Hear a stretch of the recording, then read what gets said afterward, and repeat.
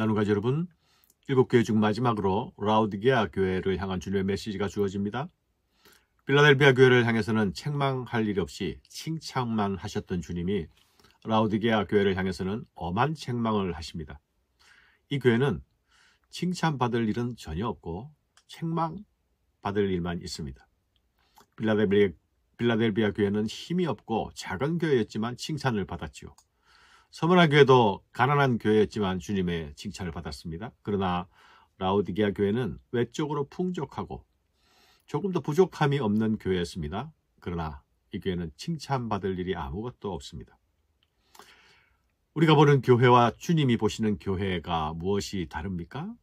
우리 눈에는 보이는 것들로만 판단하지만 주님은 모든 것을 아시고 모든 것을 보시고 판단하시죠. 라우디게아 교회는 필라델피아 남동쪽으로 100km 정도 떨어진 곳에 위치하고 있습니다. 히에라볼리, 골로새와 함께 라이커스 계곡이라는 곳에 위치하고 있죠. 터키 여행을 가보신 분들은 파무칼레라는 곳을 아실 것입니다. 바로 히에라볼리가 거기입니다.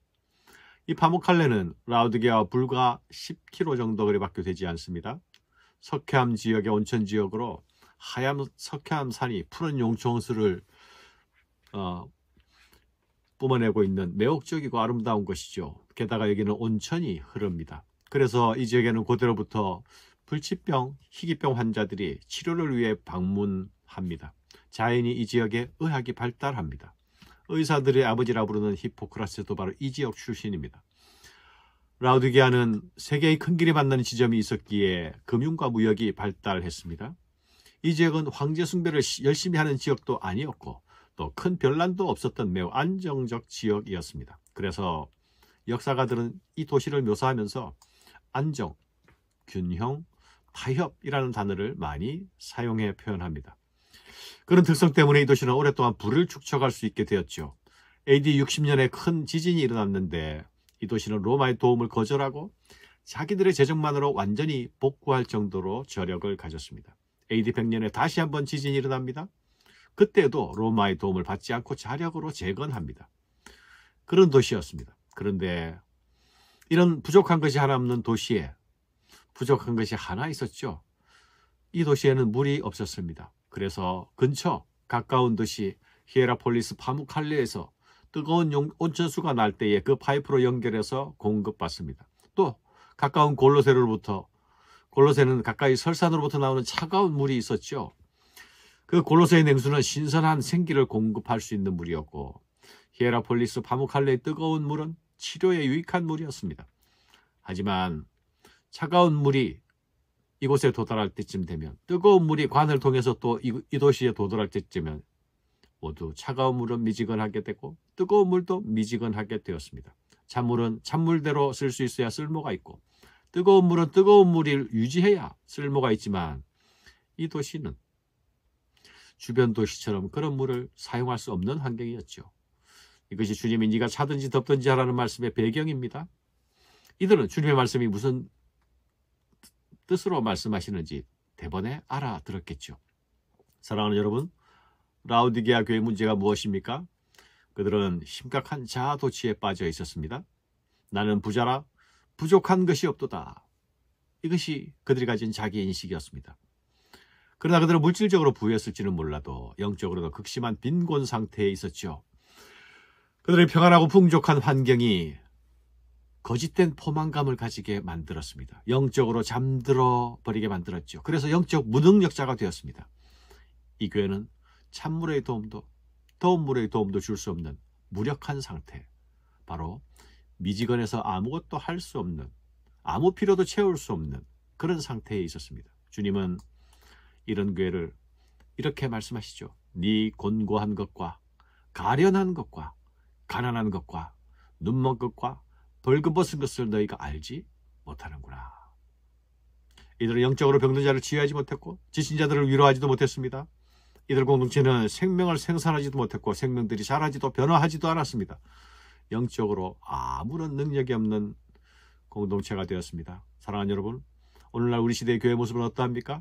사람들의 숫자나 건물의 크기나 재정의 규모로 교회를 평가하지 않습니까? 그것은 세상이 평가하는 기준과 무엇이 다릅니까? 은행 대출을 담당하는 대출 담당자도 교회의 가치를, 교회의 대출을 정할 때에 그런 식으로 평가하지요. 주님은 이런 교회를 향해 내가 너를 토하여 버리겠다 말씀하십니다. 사랑하는 여러분, 주님은 이 교회를 향해 회개를 촉구하십니다. 회개의 촉구는 구체적인 처방으로 나타나는데요. 내가 너를 권하노니 네게서 불로 연단한 금을 사서 부요하게 하고 흰옷을 사서 입어 벌거벗은 수치를 보이지 않게 하고 안약을 사서 눈에 발라보게 하라. 물은 내가 사랑하는 자를 책망하여 징계하노니 그러므로 내가 열심을 내라. 회개하라. 불로 연단한 금을 사라 하시죠. 연단한 금은 고난을 통해 단련된 깊은 영성을 말하는 것입니다. 흰옷을 사서 수치를 가리라 하십니다. 안약을 사서 눈을 바르라 하십니다.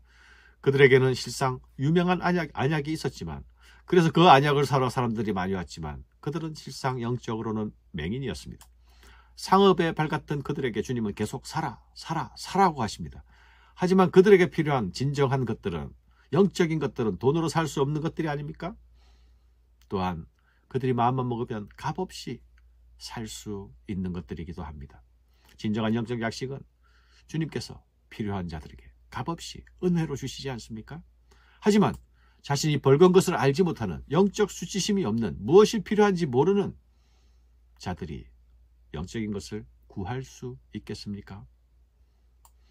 볼지어다 내가 문 밖에서 두드리더니 누구든지 내 음성을 듣고 문을 열면 내가 그에게로 들어가 그와 더불어 먹고 그는 나와 더불어 먹으리라. 영적 회복을 기대하는 주님은 굳게 닫힌 문을 두드리고 계신 분으로 나타납니다. 그들은 주님을 문 밖에 세워놓고 있죠.